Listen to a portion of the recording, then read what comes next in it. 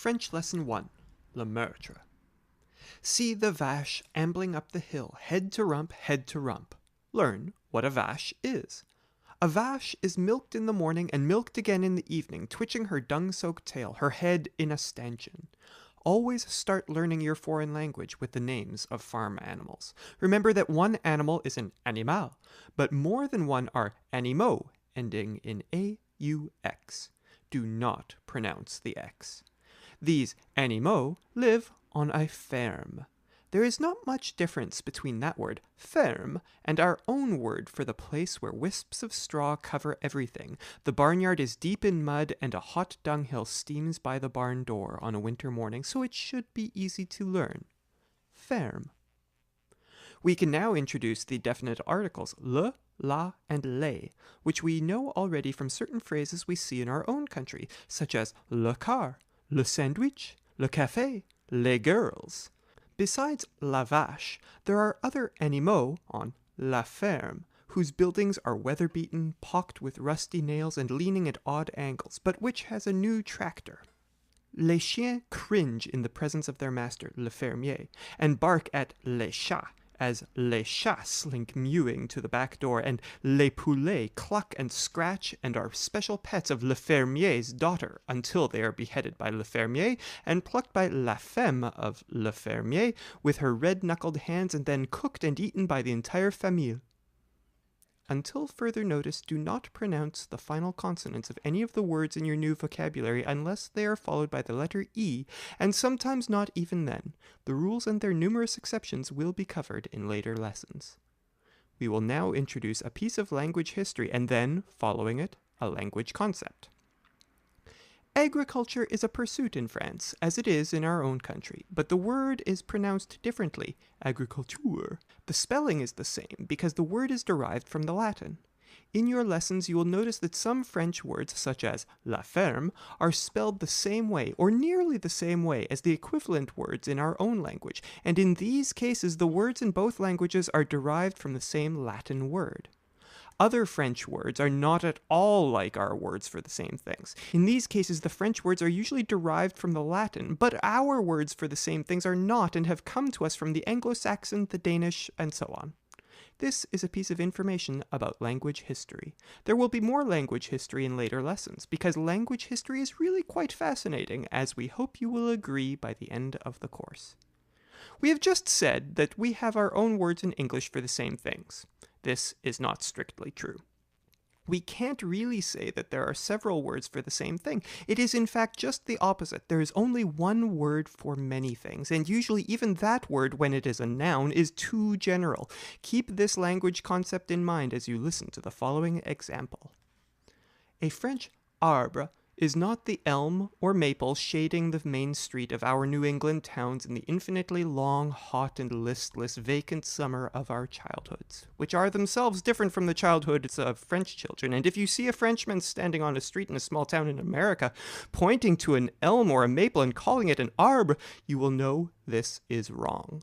An arbre is a plane tree in an ancient town square with lopped, stubby branches and the patchy, leprous bark standing in a row of similar plane trees across from the town hall, in front of which a bicycle ridden by a man with thick reddish skin and an old cap wavers past and turns into a narrow lane.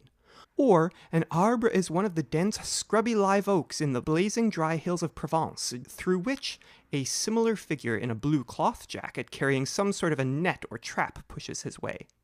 An arbre can also cast a pleasant shade and keep la maison cool in the summer, but remember that la maison is not wood-framed with a widow's walk and a wide front porch, but is laid out on a north-south axis, is built of irregular sand-colored blocks of stone, and has a red tile roof, small square windows with green shutters, and no windows on the north side, which is also protected from the wind by a closely planted line of cypresses, while a pretty mulberry or olive may shade the south. Not that there are not many different sorts of maisons in France, their architecture depending on their climate or on the fact that there may be a foreign country nearby, like Germany, but we cannot really have more than one image behind a word we say, like maison. What do you see when you say house? Do you see more than one kind of house? When are we going to return to our ferme? As we pointed out earlier, a language student should master la ferme before he or she moves on to la ville, just as we should all come to the city only in our adolescent years when nature or animal life is no longer as important or interesting to us as it once was. If you stand in a tilled field at the edge of la ferme, you will hear les vaches lowing because it is 5 in the winter evening and their udders are full. A light is on in the barn, but outside it is dark, and la femme of le fermier looks out a little anxiously across the barnyard from the window of her cuisine, where she is peeling vegetables. Now the hired man is silhouetted in the doorway of the barn. La femme wonders why he is standing still, holding a short object in his right hand. The plural article les, spelled L-E-S, as in les vaches, is invariable, but do not pronounce the S. The singular article is either masculine, le, or feminine, la, depending on the noun it accompanies, and it must always be learned along with any new noun in your vocabulary, because there is very little else to go by to tell what in the world of French nouns is masculine and what is feminine. You may try to remember that all countries ending in silent E are feminine, except for Le Mexique, or that all the states in the United States of America ending in silent E are feminine, except for Maine. Just as in German, the 4 seasons are masculine and all minerals are masculine, but you will soon forget these rules. One day, however, la maison will seem inevitably feminine to you, with its welcoming open doors, its shady rooms, its warm kitchen.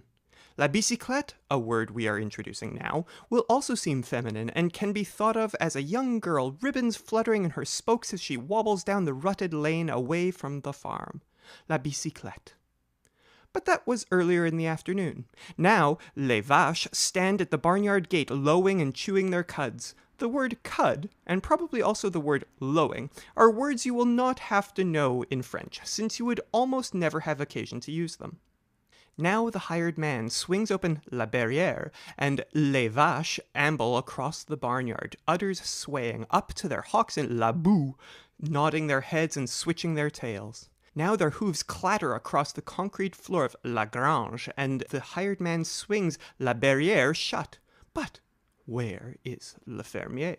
And why, in fact, is the chopping block covered with sang that is still sticky, even though le fermier has not killed un poulet in days? You will need to use indefinite articles as well as definite articles with your nouns, and we must repeat that you will make no mistakes with the gender of your nouns if you learn the articles at the same time. Un is masculine, une is feminine. This being so, what gender is un poulet? If you say masculine, you are right, though the bird herself may be a young female. After the age of 10 months, however, when she should also be stewed rather than broiled, fried, or roasted, she is known as la poule, and makes a great racket after laying a clutch of eggs in a corner of a poultry yard la femme will have trouble finding in the morning, when she will also discover something that does not belong there and that makes her stand still, her apron full of eggs, and gaze off across the fields. Notice that the words poule, poulet, and poultry, especially when seen on the page, have some resemblance. This is because all 3 are derived from the same Latin word. This may help you remember the word poulet. Poule, poulet, and poultry have no resemblance to the word chicken, because chicken is derived from the Anglo-Saxon. In this first lesson, we have concentrated on nouns. We can safely, however, introduce a preposition at this point, and before we are through, we will also be using one verb, so that by the end of the lesson you will be able to form some simple sentences. Try to learn what this preposition means by the context in which it is used. You will notice that you have been doing this all along with most of the vocabulary introduced. It is a good way to learn a language because it is how children learn their native languages, by associating the sounds they hear with the context in which the sounds are uttered. If the context changed continually, the children would never learn to speak. Also, the so-called meaning of a word is completely determined by the context in which it is spoken, so that in fact we cannot say a meaning is inescapably attached to a word, but that it shifts over time and from context to context. Certainly, the so-called meaning of a French word, as I tried to suggest earlier, is not its English equivalent, but whatever it refers to in French life. These are modern or contemporary ideas about language, but they are generally accepted. Now, the new word we are adding to our vocabulary is the word dans, spelled D-A-N-S. Remember not to pronounce the last letter, S, or in this case, the next to the last letter, N, and speak the word through your nose. Dans. Do you remember la femme? Do you remember what she was doing? It is still dark. Les vaches are gone from her sight, and quieter than they were earlier, except for the one bellowing vache who is ill and was not let out that morning by le fermier for fear that she would infect the others. And la femme is still there, peeling vegetables. She is, now listen carefully, dans la cuisine. Do you remember what la cuisine is? It is the only place, except perhaps for the sunny front courtyard on a cool late summer afternoon, where une femme would reasonably peel les légumes. La femme is holding a small knife dans her red-knuckled hand, and there are bits of potato skins stuck to her wrist, just as there are feathers stuck in le sang on the chopping block outside the back door. Smaller feathers, however, than would be expected from un poulet. The glistening white peeled pommes de terre are dans un bassin, and la bassine is dans le sink, and les vaches are dans la grange, where they should have been an hour ago. Above them, the bales of hay are stacked neatly dans the loft, and near them is a calf dans the calf's pen. The rows of bare light bulbs in the ceiling shine on the clanking stanchions. Stanchion is another word you will probably not have to know in French, though it is a nice one to know in English.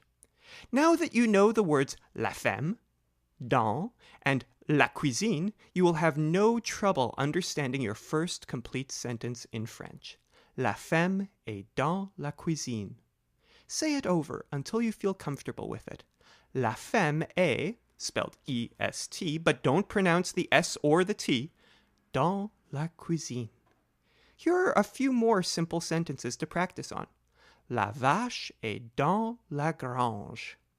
La pomme de terre est dans la bassine. La bassine est dans the sink. The whereabouts of le fermier is more of a problem, but in the next lesson we may be able to follow him into la ville. Before going on to la ville, however, do study the list of additional vocabulary. Le sac, bag. La grive, thrush. L'alouette, lark. L'aile, wing. La plume, feather. La hachette, hatchet.